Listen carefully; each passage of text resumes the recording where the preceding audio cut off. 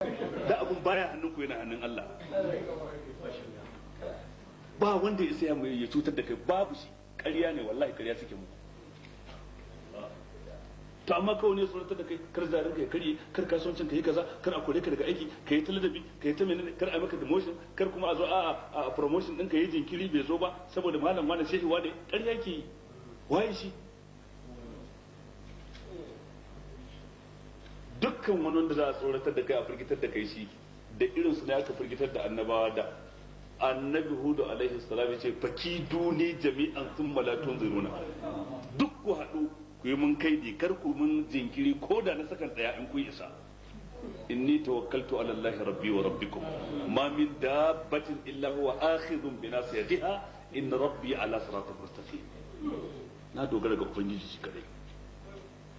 Abinda na yi imani da shi kullum zan yi barci, zan yi iyakacin kokari na, in ba na manta ba, in ba barci ya dauke ni ba, zikirai da annabi ya ce ai in za a yi barci dan neman tsari zan yi su, in na tashi kuma zan yi su, zan karanta alkur'ani, zan karanta hadisan manzon Allah sallallahu alaihi wasallam, zan dogara ga ubangiji, ban jin tsoron dukkan wani malami, dukkan wani wali, dukkan wani shehi, ban jin tsoron sa kowaye da wanda ya mutu da mai rai.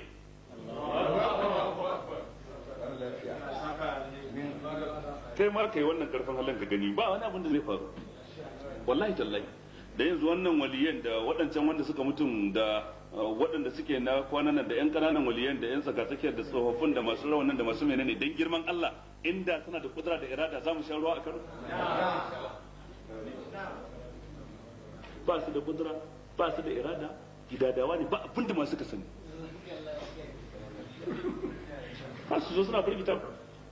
Wallahi abin akwai ban haushi, ku yi hakuri in nayi zafi da yawa, wallahi abin ne akwai ban haushi yadda kawai aka zo aka bautar da mutane, aka bautar da mutane haka kawai akan abin da babu hujja babu dalili. Ga yadda waliyan Allah suke, ga cikin Bukhari ga cikin Muslim, dama sunan littafin Riyadus Salihina, dausayin salihan bayi. To ga salihan bayi din ka auna tsakanin shi da na unguwarku da na kusa da kududdufin gidanku ɗaya ne da wannan? Wai